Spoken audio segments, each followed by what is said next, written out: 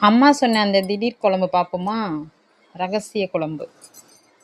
கடாயில் எண்ணெய் ஊற்றிக்கோங்க, கடுகு உளுத்தம் பருப்பு போட்டுக்கோங்க, பெரிய வெங்காயம் 1 வெங்காயம், 3 மீடியம் சைஸ் தக்காளி, கருவேப்பிலை ரெடி பண்ணி வச்சுக்கோங்க ஒரு பிளேட்டில். இப்போ நம்ம கடாய் வச்சாச்சு, எண்ணெய் ஊற்றியாச்சு, பெரிய வெங்காயம் போட்டாச்சு, கருவேப்பிலை போட்டாச்சு, கடுகு உளுத்தம் பருப்பு போட்டாச்சு. வதங்குது, ஓரளவுக்கு வதங்கினதுக்கப்புறம் தக்காளியே போட்டுடலாம். தக்காளியை போட்டுட்டு நம்ம வந்து மூடி வச்சு ஒரு 2-3 டைம் வதக்கி விடணும். நல்லா வதங்கி வரணும். ஓகேங்களா? அம்மா சொன்னாங்கன்னு சொன்னேன் இல்லையா, நான் காலையில் எழுந்திரிச்சு நான்வெஜ் இன்றைக்கி செய்யக்கூடாது, என்னடா செய்யலான்னு யோசிச்சுட்டே நான் வந்தப்போ கிச்சனுக்கு வந்து பார்த்தா அங்கே ஒரு சர்ப்ரைஸ் இருந்தது. சர்ப்ரைஸ்னால் ஒன்றும் இல்லைங்க, ஸ்நாக்ஸ் தான். பக்கோடா இருந்துச்சு. எங்கள் அம்மா சொல்லியிருந்தாங்க, நமக்கு என்னமே காய் இல்லை, நான்வெஜ் சாப்பிட முடியாது அப்படின்னா அந்த டைமில் பக்கோடா, காரா பூந்தி இதெல்லாம் இருந்துச்சுன்னா அதை போட்டு குழம்பு வச்சிடலான்ட்டு சொல்லியிருந்தாங்க. அது ஞாபகம் வந்துச்சு. அதுதான் செஞ்சுருக்கேன் இந்த குழம்புல. அதுதான் சீக்ரெட்னு சொன்னேன். ஓகேங்களா ஃப்ரெண்ட்ஸ்? என்ன சொல்கிறீங்க? கமெண்டில் சொல்லுங்கள். என்ன நினைக்கிறீங்க நீங்கள்? ஓகேங்களா? சரி, குழம்புக்கு வருவோம். நம்ம வெங்காயம் தக்காளி வதங்கிருச்சு, உப்பு போட்டு வதக்கணும். ஓகேங்களா? இப்போது மசாலா போடலாம். மசாலா வந்து ஒன்றும் இல்லை, குழம்பு மிளகாய்த்தூள், கொஞ்சம் கரம் மசாலா, ஜீரகப்பொடி போட்டிருக்கேன். 3 போட்டுட்டு நல்லா மிக்ஸ் பண்ணுங்கள். அதுவும் நல்லா பச்சை வாடை போகணும். நல்லா மிக்ஸ் பண்ணதுக்கப்புறம் நம்ம தண்ணி ஊற்றிக்கலாம். தேவையான அளவு தண்ணி ஊற்றிக்கலாம். நான் வந்து 3 கப் ஊற்றிருக்கேன். ஒவ்வொரு கப்பாக ஊற்றிருப்பேன், 3 தடவை ஊற்றிருப்பேன்.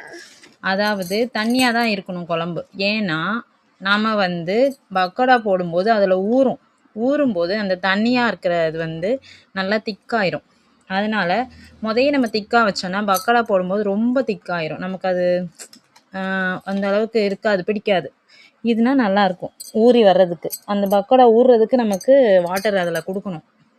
ஊற்றுறேன் பாருங்கள். ஆனால் பார்க்கும்போது உங்களுக்கு தண்ணியாக தெரியும், அது ஒன்றும் இது இருக்காது. என்ன ஃப்ரெண்ட்ஸ், புரியுதுங்களா நான் சொல்கிறது? ஆமாம், தண்ணி ஊற்றி நல்லா கொதி வந்ததுக்கப்புறம் கடையில் வாங்கின பக்கோடா தாங்க, நான் செய்யலை. ஏன்னா எனக்கு தான் டைம் இல்லைன்னு சொன்னேனே, காலையில் டக்குன்னு செய்யணும்னு சொன்னேனே, நான் அப்புறம் எப்படி பக்கோடா செய்ய முடியும்? கடையில் வாங்கினது, ஸ்நாக்ஸ்க்கு வாங்கினது வீட்டில் இருந்துச்சு, அதை எடுத்து அது உள்ளே போட்டேன். சூப்பராக இருந்துச்சு. ஆனால் எங்கள் பாப்பா சாப்பிட்டுட்டு, அம்மா எனக்கு இன்னொரு டைம் செஞ்சு தாங்கம்மா அப்படின்னு சொல்லியிருக்காங்க. சரிங்களா? பாருங்கள், ஃபுல் வீடியோ பார்த்துட்டு எப்படி இருக்குன்னு செஞ்சு பாருங்கள் வீட்டில். சூப்பராக இருந்துச்சு. நான் சாப்பிட்டு பார்த்துட்டு தான் உங்களுக்கு வீடியோ போடுறேன். நல்லா இருக்குது.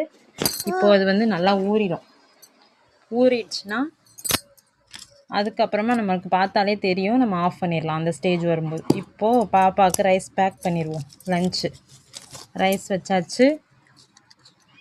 அந்த கிரேவி அந்த கடாயில் இருக்கும் பாருங்களேன், இப்போ காமிப்பேன். சூப்பராக இருக்கும் பார்க்கும்போது. பாருங்கள், நல்லா எண்ணெய் பிரிஞ்சு வந்து கலர்ஃபுல்லாக கிரேவியே சூப்பராக இருக்குது. அதை ஊற்றி கொடுத்தாச்சு பாப்பாவுக்கு. நீங்களும் செஞ்சு பாருங்கள். வீடியோ பிடிச்சிருந்தா லைக் அண்ட் ஷேர் பண்ணுங்கள். நம்ம சேனலை சப்ஸ்கிரைப் பண்ணுங்கள். எங்களுக்கு சப்போர்ட் பண்ணுங்கள் ஃப்ரெண்ட். Thank you friend.